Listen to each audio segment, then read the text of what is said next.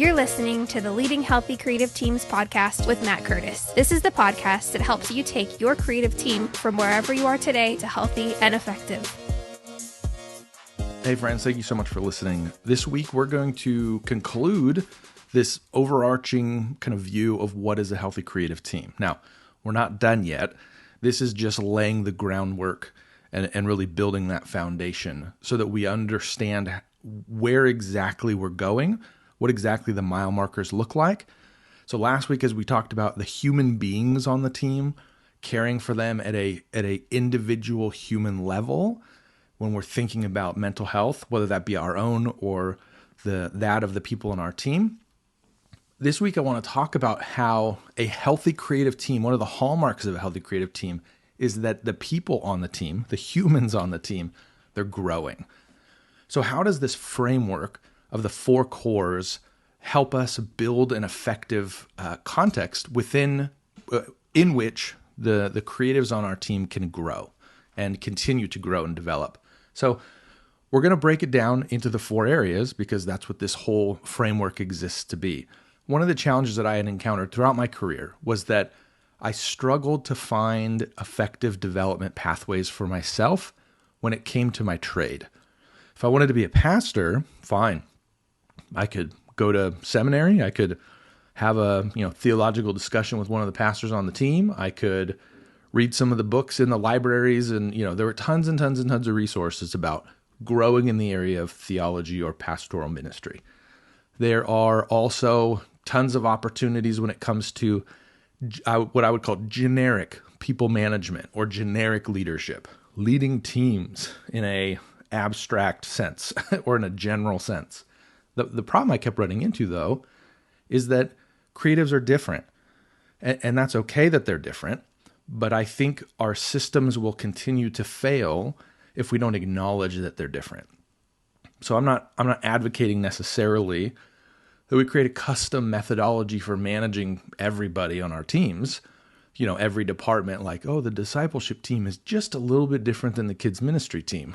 I would argue that the people in those areas are different from one another. And I think that's why you see such a surge in the things, Enneagram or DISC or Strength Finders or even Myers-Briggs. I've taken a lot of those over the years in hopes that my manager could understand me. Now, typically what they did, though, is they pushed me back into a system that was a reflection of the results at a generic level. It didn't take into account how I worked as a creative. And so that is what the four creative cores exist to be.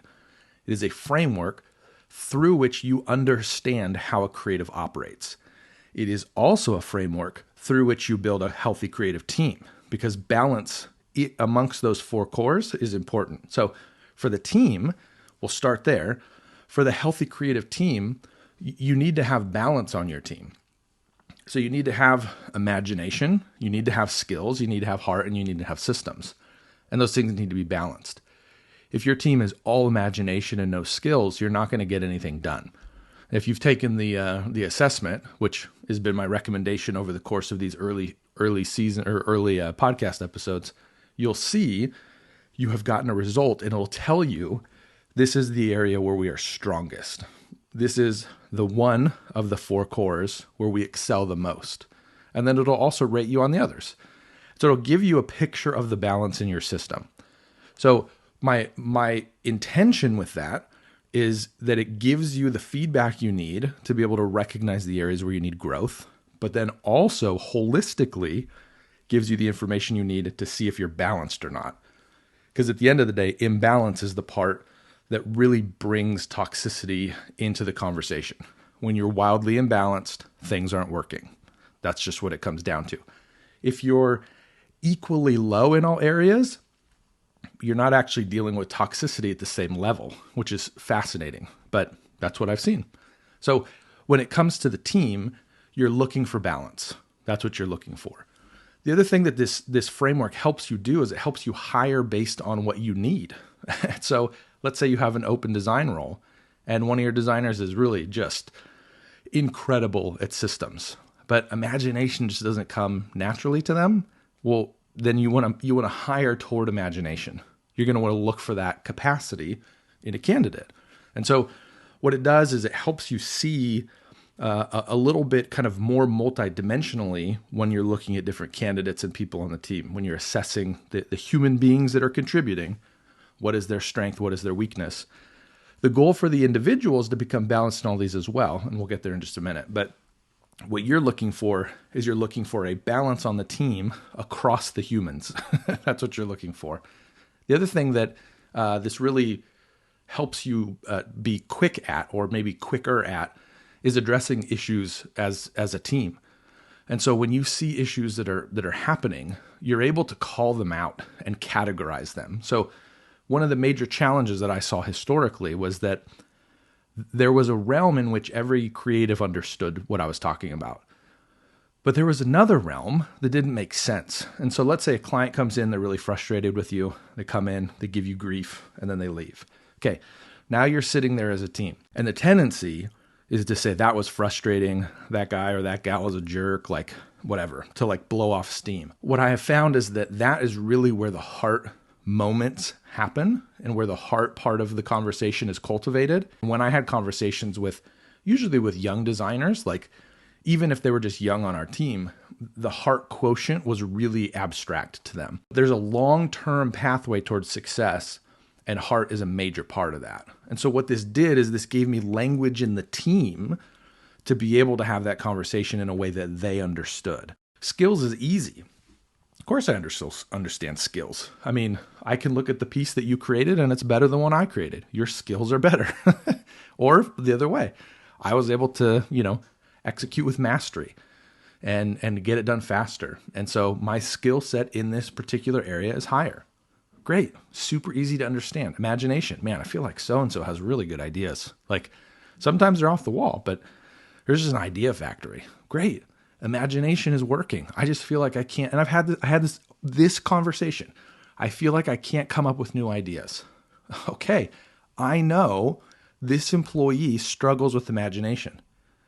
They're good at skills. They're good at heart. Maybe even they're good at systems. But imagination is a problem for them. And so how do I either help intentionally grow and develop them, or, this is the beauty of team, how do I put their projects into a construct so that either an imagination strong person is speaking into it, or as a whole team, we're elevating concepts together. And so this is where the framework is so helpful in a team context. It really helps you have the language that you need to address challenges across the whole team and the individual, but it lets you facilitate a much more rich, growth-filled, stretch of leadership, however you want to say that. So it's a really nice way to give everybody language so that they understand what's being talked about. And then the last thing here in the team context, and they kind of pair between, the individual and the team, but the other thing that's really, really nice is that it sets a very clear communal expectation that we're all supposed to be moving in this direction. This is a value for all of us. We all want to grow in our imagination. Now, I may not be the idea factory that somebody else is. That's okay. I tend to be more of a refiner personally. And so when I see work, I'm able to make iterations of it or to refine it or to make it better. But the original idea, that's harder for me. So I actually performed much, much better as a creative when I had an imagination heavy boss. And so that was a really good relationship for the season that we had it. So I would encourage you then, to think through that even in your own team. What are the people we have on the team? What are the skill sets we have on the team? How do we balance those things well? Or now the next part of the conversation, how do we develop the creative individual?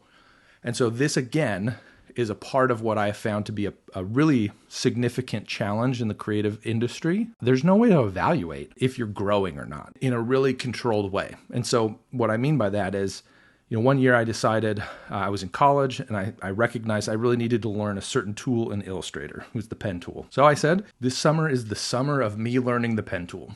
And I dedicated every piece of free time I had to using the pen tool. So I could look back on that summer and I could say, I have mastered the pen tool. Now what?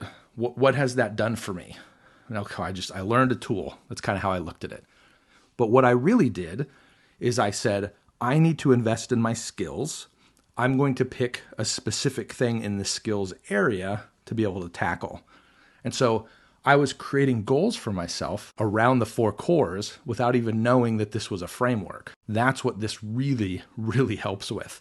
So now as you're having a development conversation with your team, you're able to help them identify areas to grow, and then from that build a plan. Your framework of evaluation can very easily live in this 4-quadrant type of idea. All right, talk to me about imagination. So you have new projects coming. Do you feel like you're doing well at that, or are you struggling with that? I feel like I have a lot of ideas that don't work. Okay, great. So let's talk about that a little bit. Let's explore that a little bit.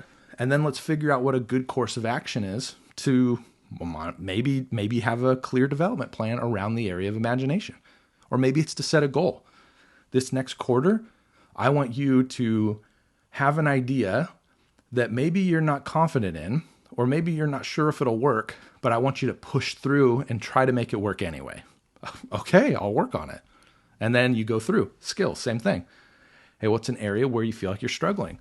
I had a conversation with a boss where I said, look, I really want to learn motion graphics. I feel like that's the next stage or the next step for what I'm doing as a designer. Okay, let's do it.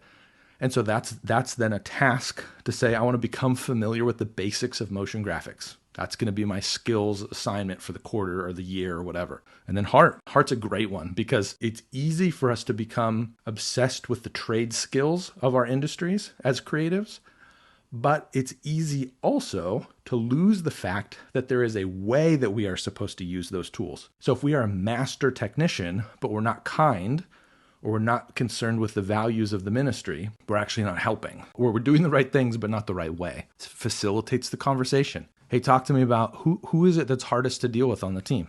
All right, let's talk through it. Is there a way I can be helpful? Is there a way I can help bridge gaps in that relationship?